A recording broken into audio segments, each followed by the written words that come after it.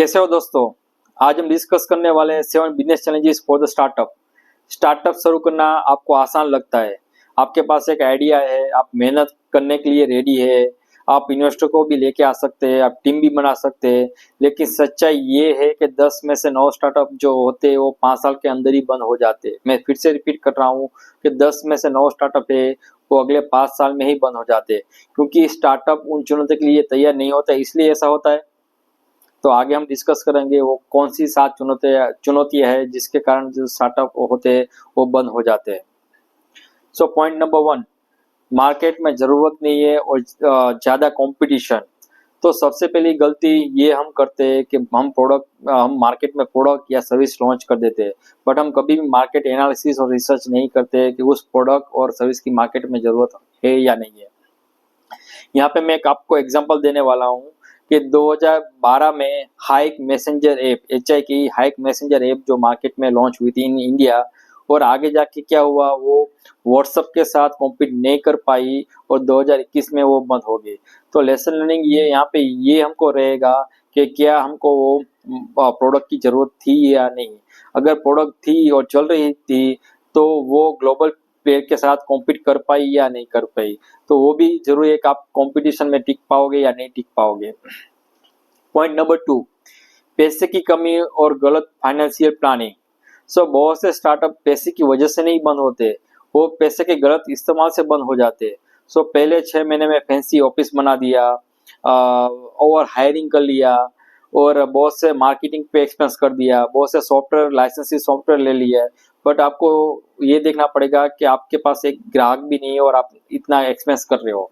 तो आपको क्या करना पड़ेगा एज ए स्टार्टअप, आपको लीन यानी साधारण तरीके से अपना स्टार्टअप स्टार्ट करना पड़ेगा, और आपको मिनिमम वायबल प्रोडक्ट बनाना पड़ेगा, और आपको ये भी देखना पड़ेगा कि आपके पास 6 मंथ टू 1 ईयर का फाइनेंशियल प्लानिंग होना चाहिए। पॉइंट नंबर 2, गलत टीम और टैलेंट को रोक ना पाना। तो टीम किसी भी स्टार्टअप की रीढ़ होती है। एज ए फाउंडर हम क्या करते हैं, एज ए फाउंडर हम जब भी को फाउंडर को लेके आते हैं तो को फाउंडर जो होता है या हमारा स्कूल या कॉलेज का फ्रेंड होता है या हमारा कोई रिलेटिव होता है, हम क्यों उसको लेके आते हैं, क्योंकि उसके पास से हमको ज़्यादा ट्रस्ट फैक्टर जो होता है उसके कारण हम उसको लेके आते हैं। बट ये हम नहीं सोचते कि क्या जो है वो हमारे स्टार्टअप के लिए वो उसका स्किल सेट है या नहीं है। तो मैं आपको ये बताना चाहता हूँ, आप जब भी को फाउंडर को लेके आए या आप जब भी किसी को हायरिंग करें तो इन चीज़ों का ध्यान रखें। रोल स्पेसिफिक हायरिंग और स्किल स्पेसिफिक हायरिंग करें, चाहे को फाउंडर हो या एम्प्लॉय हो। वो कल्चर में सिस्टम, वो आपकी स्टार्टअप कल्चर में फिट होगा या नहीं होगा। अगर कोई टैलेंटेड एम्प्लॉय है उसको हायर करना है तो आपको ये देखना पड़ेगा, आप उसको इक्विटी दे के भी उसको हायर कर सकते हो। अगर आपके पास बजट की कमी है तो आप ये कर सकते हो, फ्रीलांसर को भी आप हायर कर सकते हो।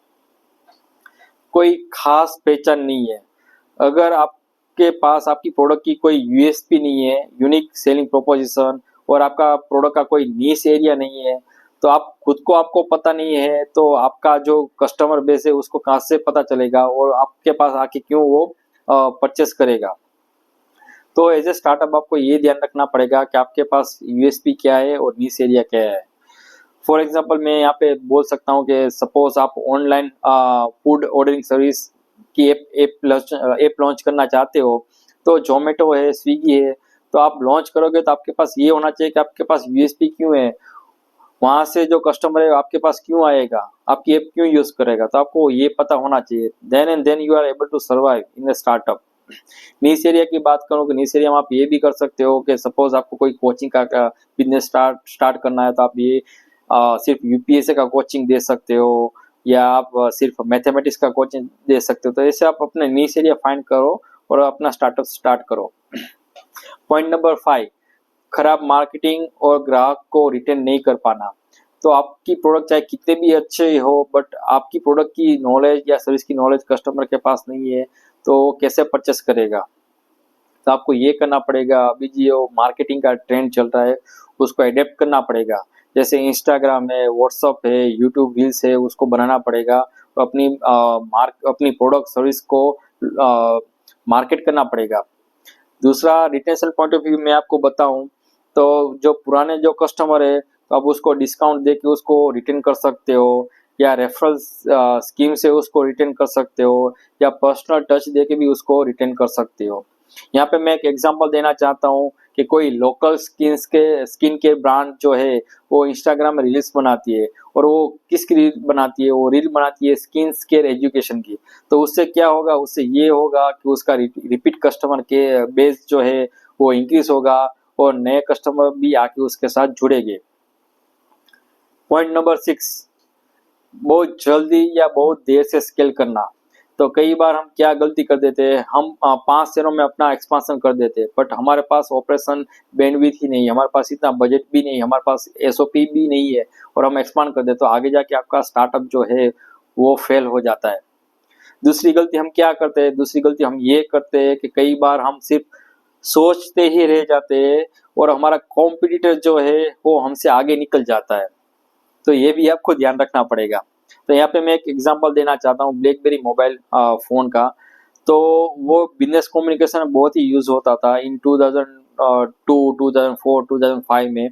और आगे जाके क्या हुआ, आगे जाके जब भी स्मार्टफोन और टच स्क्रीन का रिवॉल्यूशन हुआ, तो उसमें वो कॉम्पीट नहीं कर पाया, इनोवेशन नहीं कर पाया।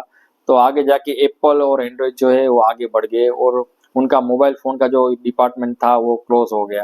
तो लेसन लर्निंग हमारे लिए ये रहेगा कि आप जब भी डिले करते हो इन इनोवेशन और स्केलिंग में, तो आपको ये भी देखना पड़ेगा कि बड़े से बड़े प्लेयर को भी वो फेल कर सकता है।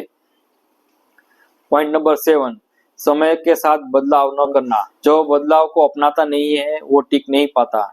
जैसे कि आज के टाइम में एआई है, डिजिटल पेमेंट है, डिजिटल ट्रांसफॉर्मेशन है, डिजिटल मार्केटिंग है, उसका एरा चल रहा है, तो आपको उसके साथ एलाइन आपको करना पड़ेगा। अगर आप एलाइन नहीं करोगे तो आप आगे जाके टिक नहीं पाओगे। दूसरी बात ये है कि कस्टमर की ज़रूरत के हिसाब से अपने आप को चेंज करना पड़ेगा। यहाँ पे मैं एक एग्जांपल, वेल नोन एग्जांपल आपको देना चाहता हूँ कि नोकिया ने स्मार्टफोन को इग्नोर किया, तो नतीजा जो है वो आप सब लोगों के सामने ही है। तो आप मुझे बता सकते हो कि इन 7 में से सबसे बड़ी परेशानी आपको कौन सी लगती है? अगर आपको ये वीडियो पसंद आता है तो आप लाइक करो, सब्सक्राइब करो, और अपने फ्रेंड्स को भी भेजो जो अपना स्टार्टअप स्टार्ट कर रहा है। Thank you so much.